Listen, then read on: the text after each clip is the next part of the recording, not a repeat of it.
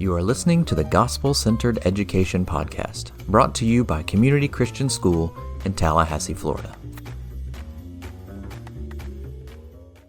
Hello and welcome to the Gospel-Centered Education Podcast. I'm your host, Tom Argersinger, and this is my co-host, Kelly Allen. Hey Tom, on the Gospel-Centered Education Podcast, we explore how we as Jesus followers can connect the dots between education, contemporary culture, and biblical theology and live like Jesus in this broken and challenging world. And today we are so excited to have with us Dr. Joshua Eller. Mm-hmm. Yay! He is the high school principal for 3 years in a row here at CCS. We are so excited to have you on. Thank you so much. It's great to see you. I just want to tell our listeners a little bit about you. And you are on your 12th year of education. Is that correct? That's right. Yes. And but your undergrad degrees are all over the map. Your master's degree was in economics. Is That's that right? Yeah. Yeah. But you just received your doctorate in educational leadership. I did, yes. Yeah, so congratulations on that. Thank you. Absolutely. Yeah, my career as a teacher kind of mirrors my educational background. So I got to teach for 5 years when I first moved to Tallahassee. But then I got out of education. I wanted to get some other experience, and did that, and did some economic consulting. Worked for the state for a while. Wow. But then getting back in 2017, I met Mr. Pinson and came in as Dean of Students, and I've been at CCS. And I knew when I first started teaching that this is my calling, but it's almost like I needed some time away to really hear that vision again. And then when I came back to CCS, I'm all in. So That's such a common story, actually. Sometimes people have to go away to kind of rehear the calling, and God kind of clarifies and uses that, as the whole thing. So I'm curious, so when you did the master's in economics, did you have to do macro and micro as well, or did you focus on one of the two? Yeah, the program at Florida State required both. So I ended up really using more of my the micro training in the field that I was in. But yeah, the macro was a part of and so macro being the theoretical, systemic side, the larger, without going into all the details. Yeah, it's looking at the economy as a whole. And micro tends to look at business. Think of it more as like a business specific analysis. I'm just curious, has any of that been helpful, like as you work through budgeting here at school and working through some of the financial things for running the high school and the middle school? Has any of that been helpful to you? I think that one of the common applications that economists are really good at is asking what is the cost here, right? So more than just cost benefit analysis, but Russ Roberts, who's an economist now, he lives in Israel, but he says there are only a handful of insights that he feels confident in saying this is a really unique thing. And one of them is that when you start asking the question, what is the cost going to be? And it may not be a monetary cost, right? But that really helps you hone your insight into making a specific choice or a series of choices. And so that's one of the things that has stuck with me for the discipline. I love that. That's really good. Yeah, that's awesome. I imagine it would help you here for sure. We're so happy to have you on. Want to touch on a little bit of what you do here. This is just touching on everything you do here, some of it anyway. And so one of the things that you have talked about that you're interested in is experiential education. What is that? Yeah, so this is something that really I became interested in once I got to CCS, because we have a co-curricular leadership program, and it gets kids. So you can think of experiential education could be a very broad category. It would include things like being in a chemistry lab, right, or performing experiments in biology class. The specific application that I became interested in is outdoor experiential education, because you get kids out of in what they've come an environment that they know, and they know the expectations, they know the limits. In a classroom setting, everything's kind of stayed and controlled, and you pull them out into something where things aren't quite as clear. It's not as obvious what the response should be in these situations, and it really it gives kids a chance to shine in a new environment. So at CCS, this co-curricular program we have is high school specific, and we take kids out and we have them working in teams. So we do a lot of like team dynamics and give them various roles in different teams. And we also teach them, some basic skills like how to build a fire, how to cook over a fire, how to select a good tent site. And these are really basic skills, but they're skills that allow them to find their own ability to succeed, and to, in some cases, teach each other, mentor each other. Right? It's a way for friendships to form in an environment that is just very different than what you would think of as normal schooling. Yeah. And when you give kids that opportunity, you see new skill sets, you see strengths that you didn't see before, and you see friendships build, and it creates. Some people have said that it creates the context into which a lot of the rest of our schoolwork falls, and so it's really helpful for scaffolding the rest of the work that we try to do at school. That's so good. I mean, it's so powerful because there's so in a lot of, maybe not all, but a lot of experiential education, there's a strong relational component. Yes. Especially in today's world, where when you're doing various projects, especially things that are hands-on, often it's in a collaborative team or something like that. So therefore, that's a very useful skill set for people to have. Yeah, the other aspect that I've found really helpful, and this is more on the theory side, but I was really interested in the idea of self-efficacy and how experiential education could promote this.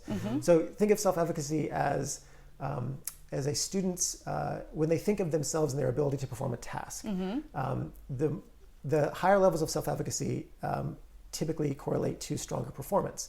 It can be everything from a student believes that they're good at math, so therefore they end up doing well in math.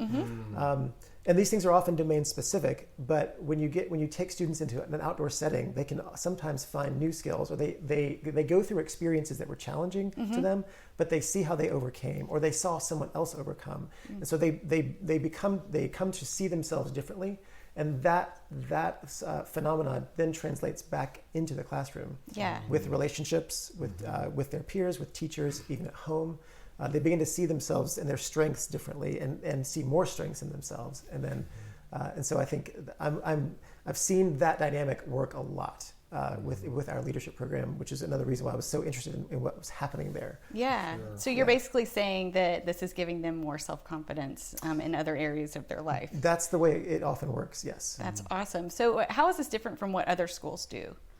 Yeah, I think a lot of particularly in the United States, schooling is, when we think of school, we think of a classroom, and just kind of, and some students may be involved in sports, some may be involved in activities around the school, but everything is centered around being in a classroom where you've got clear rules and expectations, and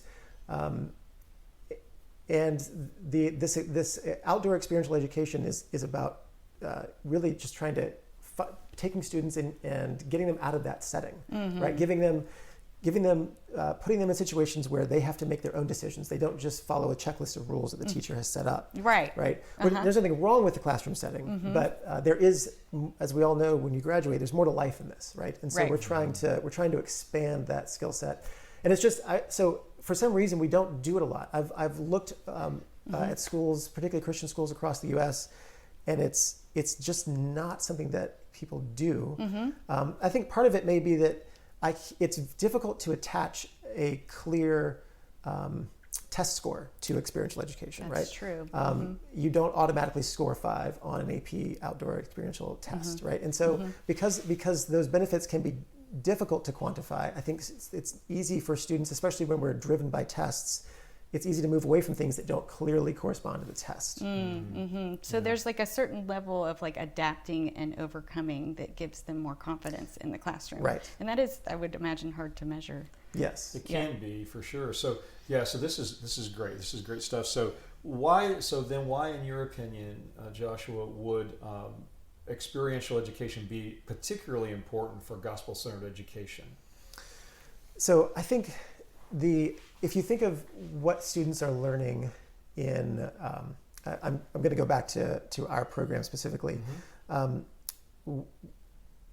I've heard students report kind of the difference that being in the program has made, a lot of times what they're learning are things they're confronting their own kind of inner challenges, and or they're working through difficult relational dynamics with each other, right? So we often have friction with those who are around us, whether that's leadership, whether it's coworkers, and so I think part of what this is doing, one part of the answer is we are helping to develop a more robust individuals. We're taking into account one of the things I love about experiential education is we are embodied beings, right? We are not brains on a stick. And so things that challenge the whole person and that involve the whole person are required to develop someone who is mature in every possible way, right? And so by using these various inputs, I think we are taking an extra step in helping move kids toward the person that God has called them to be. But also because it emphasizes the relational aspect, I think we're also building them in their emotional capacity, and rather than just that like strict rational method of thinking that is often the emphasis in a classroom. Yeah, and what's really neat, I think, about the way the program works is that we don't have to choose between intellectual rigor and what you were just talking about. That's right. Because in reality, they can go hand in hand, and you can make a good argument, I think, not only for the fact that some kids are more bent towards the intellectual side, some are more bent towards the doing side, thinking and doing, but really everyone benefits from both. And I think a lot of schools feel like they have to choose between those two things. We're either going to have it all hands on, it's going to be all this experiential stuff, really can't measure it very well, whatever, but that's okay. Or it's all about your brain, it's all about the intellectual side, where we're kind of saying, like we do in a lot of ways, it's actually about both. They're both important. Right. Yeah. I love how you talked about the relational aspect of it, because I from what I've heard, a lot of teens, these days really feel isolated. And so this does give that relational aspect to it. It's really neat. Yeah. I think didn't we just hear in a meeting today? We did, We just heard a statistic, I think it was, I forget what the source was, but 42% of teenagers, they feel what? Like alone and isolated, alone I think. And isolated. Yeah. 42% of teenagers feel alone and isolated. Something's clearly not going well, Yeah. And so we have the privilege of stepping into that space with gospel-centered education, particularly here at CCS, and are able to step into that space and try to make a difference in that, in the power of God with wisdom, and realizing, these are not widgets, they are people. That's right. That's right. This is a journey, this is a process, et cetera, et cetera. Yeah, for sure. And so we talked about it is kind of difficult to measure the effectiveness of experiential education. Is there any way that you do measure the effectiveness of what you're doing? So I think so. One of the things that we did this last year is we did a study with our 11th and 12th grade students. But we used a non-quantitative measure. We did interviews, both focus groups and in-person interviews. And I think that qualitative approach to student experiences, that's the most naturally fitting. It takes extra time, but what you end up hearing is a story. Right?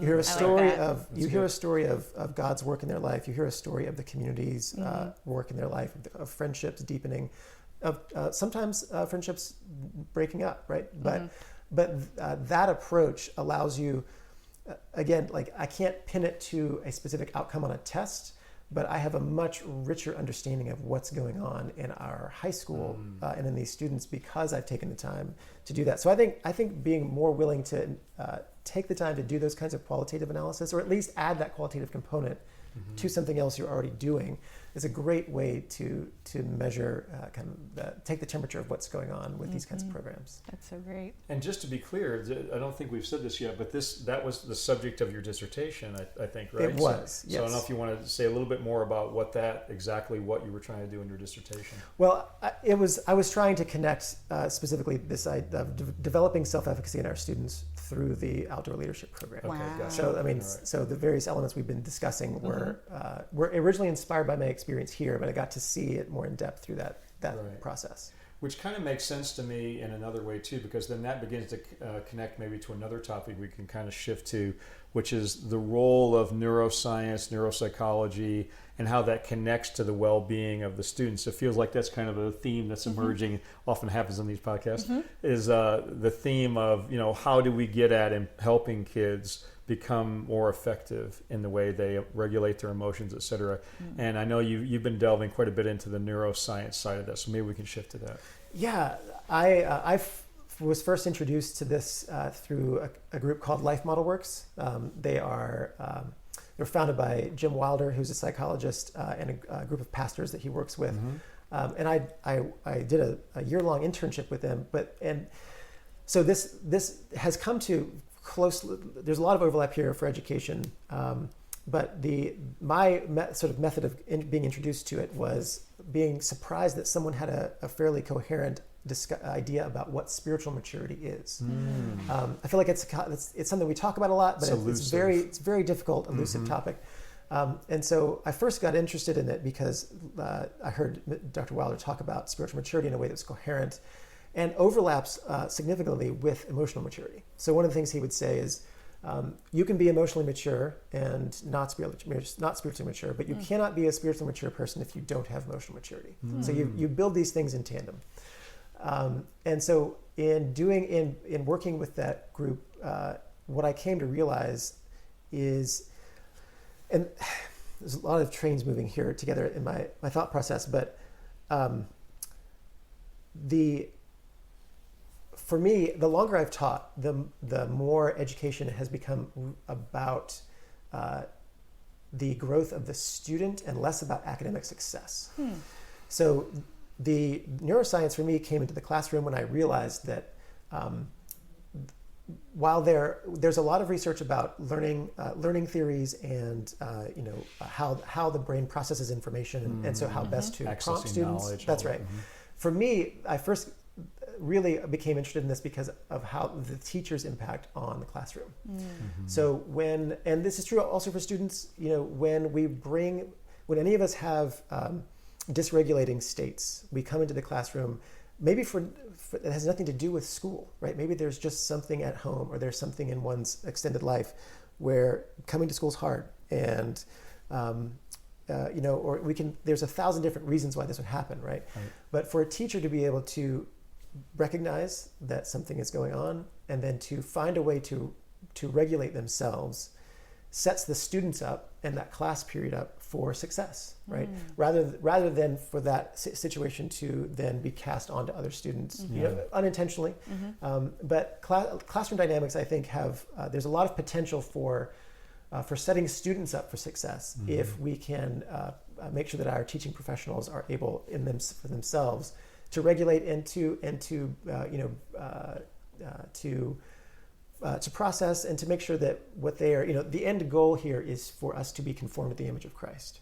So for all of us to be able to see others and to see the world through the eyes of Jesus, right, and to see what he sees, rather than for our own brokenness to be the thing that is entering in, I think is the ultimate goal. And so that's where I first really got interested in that kind of discussion. Yeah, wow, that is just amazing, and I think very timely when you look at the statistics and what people are coming into the classroom with. Not only students, but adults as well, and their stories, and that are bringing into the classrooms. And so now I'm going to play devil's advocate for a second, okay? Sure. So when some people hear what you just said, what they take away is, oh, so it's all about making the kids happier, and the knowledge part is not very important. It's secondary, it's not a big deal, so the intellectual side gets diminished.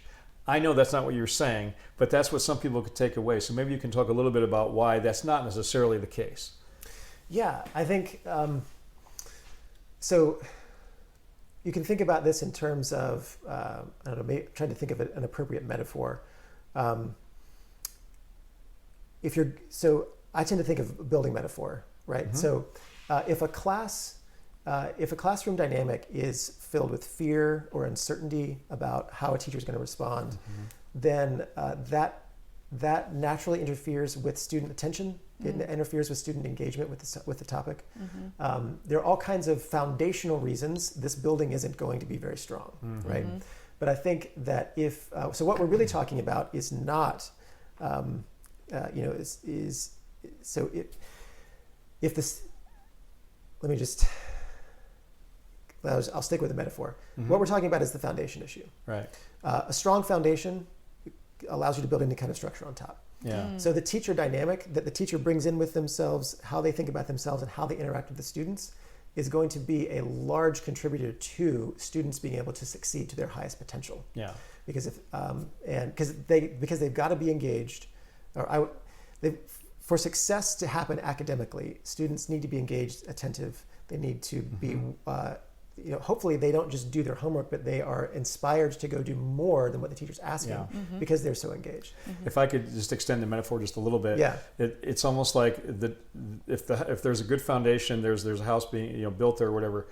You got to be able to open the door. Right. If you can't even open the door to get into the house, then you're not going to be able to take advantage of whatever's in that house.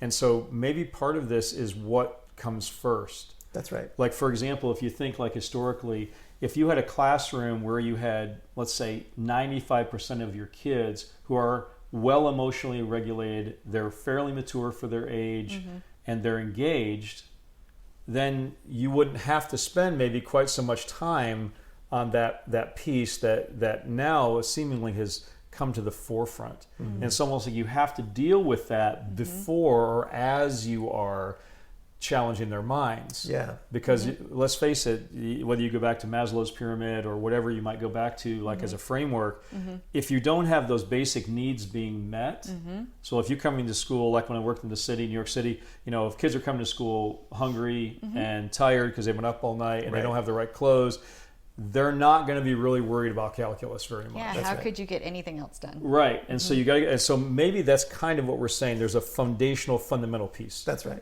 Yes. Good. Yeah, I think that's important. So then I guess the question then becomes, who cares? Because we talk about things like neuroscience, and that's a big high level topic.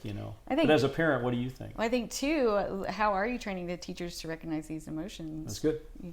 Yeah, so this last year we did a year-long professional development using one of Life Model Works texts. It's one of the catch-22s with some of this is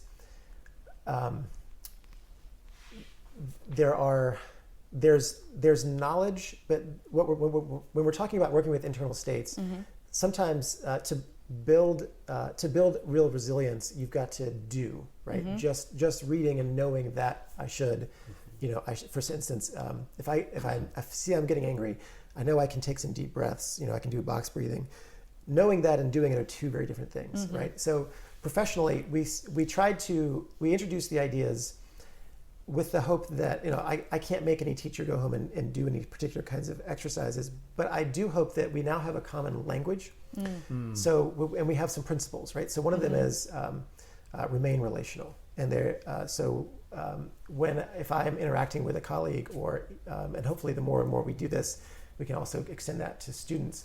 But we have some language around helping each other, right? So even if someone is not recognizing something in themselves, hopefully their colleagues can say, "Hey, remember we're going to remain relational through this." Oh, that's neat. And hopefully that can be at least a beginning process to help reset. That almost sounds like Shalom community. Yeah. Practicing the Shalom way community. To get to it absolutely is. Yeah, because the end goal, the way we talk about it and the way Life Model I'll talk about it, the end goal is to endure hardship well, right? That's what our leadership program teaches. And sometimes that means persisting in patience with someone, who is just not doing well, and maybe not through no fault of their own. Maybe I'm not doing well, and they're persisting with me, right? Sometimes our students are, they are carrying their own burdens, and so we're persisting with them. And even if we're not on the same page, we know that's our calling to each other. That is the the bedrock of our community. So it puts that in the forefront, at least of our minds and the way we're talking, so that we can walk that out, hopefully better each year. It's so good. It reminds me, this is kind of like really cool because it's kind of connecting, like Dr. Jeter's podcast episode with us, and then Jeff Collier's about the leadership program, because there is this intersection. It is a holistic approach, and I think if I could say one thing about gospel-centered education, that is every school in the world says we care about the whole child. That's just like a thing. It's like a shtick almost, That's what everybody says. But at the end of the day, what does that mean? It's like you can think about being holistic, but if you don't actually do anything, then you're probably not going to be. Right. And so that's one of the things with gospel-centered education is we really do. We really believe that a person is multifaceted, and it takes attentiveness to each of those facets, and then together in a synchronized way, a synthetic way, so to speak, but still very real. and authentic way in order to kind of make sense, especially when the world is complicated.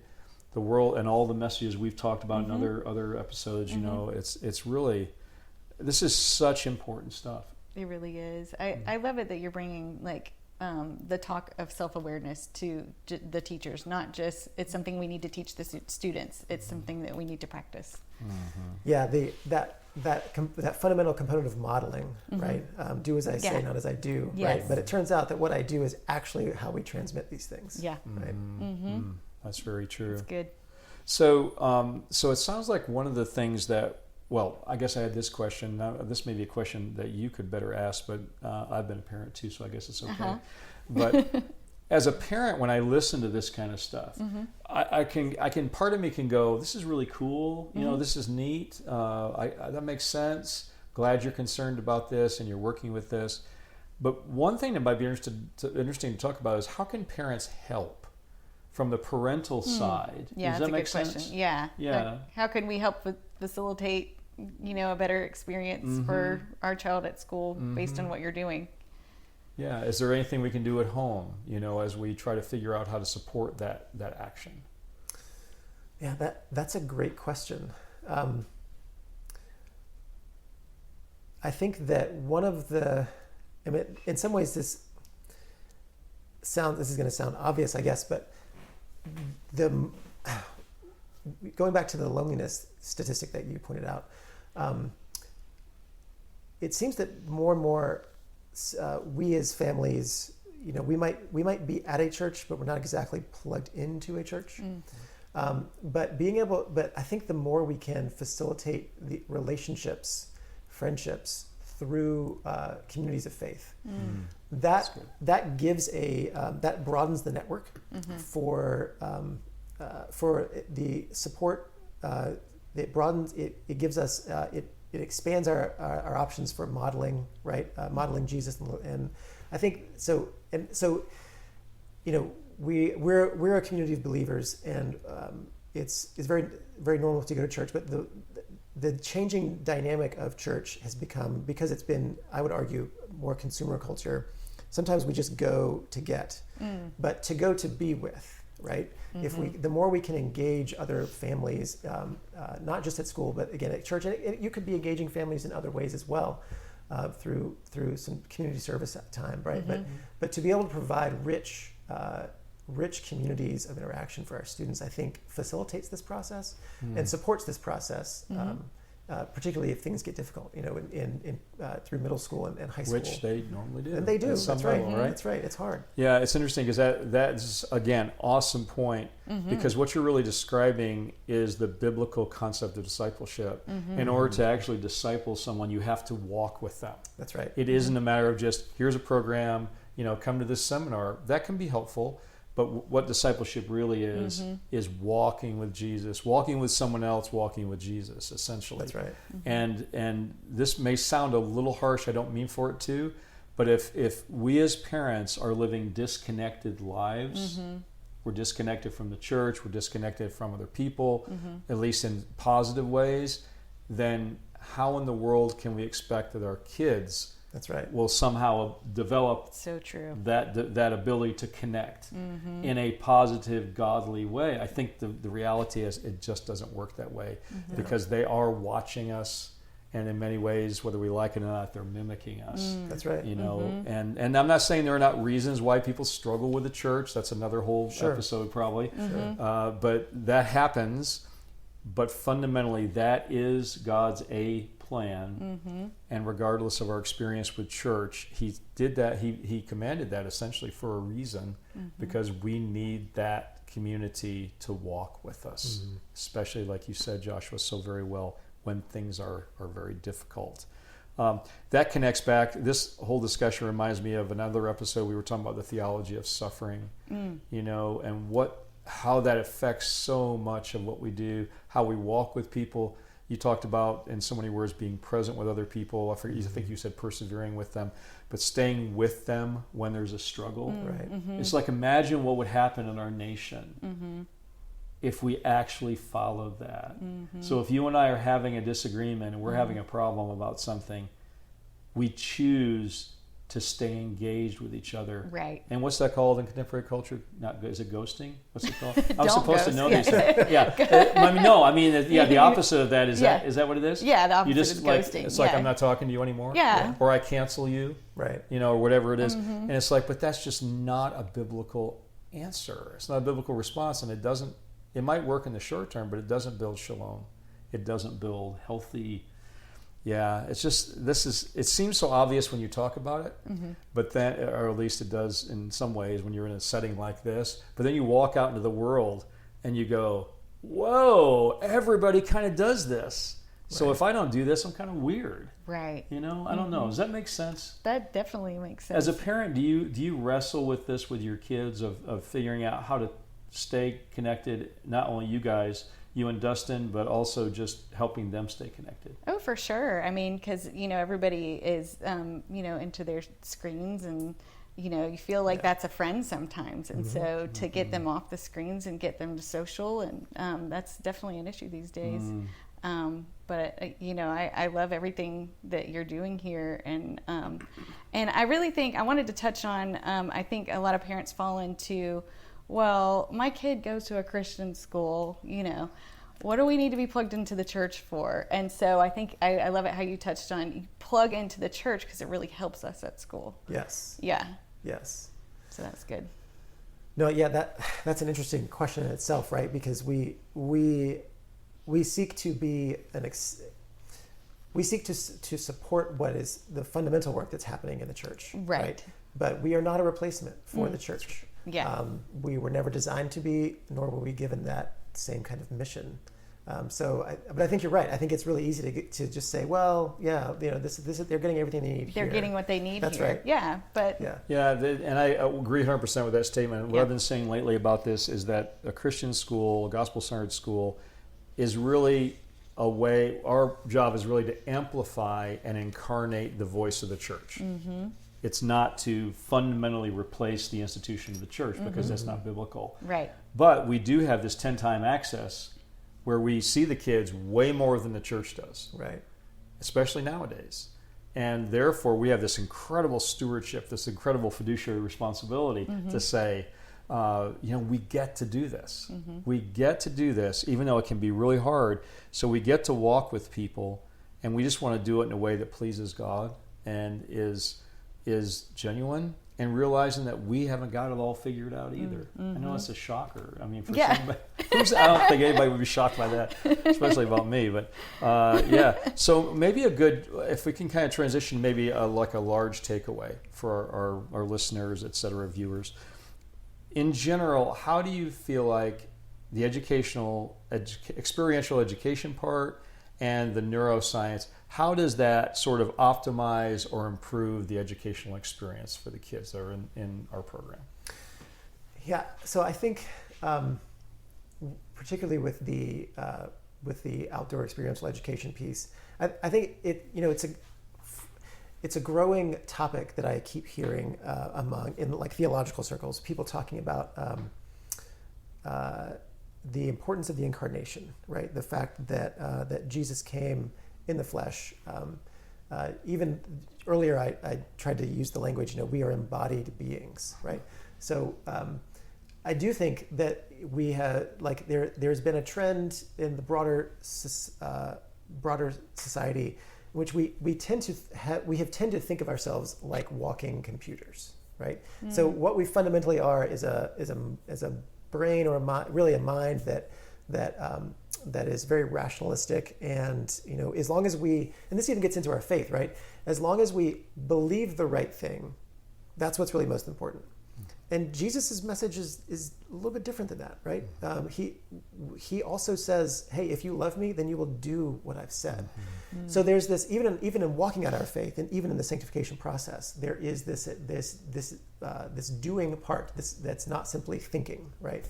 And so I think what the experiential component does that I think is really important, both for the development of persons, but also theologically, is it puts us back into this space where we see afresh what it means to be a Jesus follower, right? It's not merely to say, "Oh Lord, Lord, I believe in you," right? Because Jesus says, well, yeah, even the demons say that, right? But it's to be conformed in a physical way, to be embodied, to be an embodied believer, right?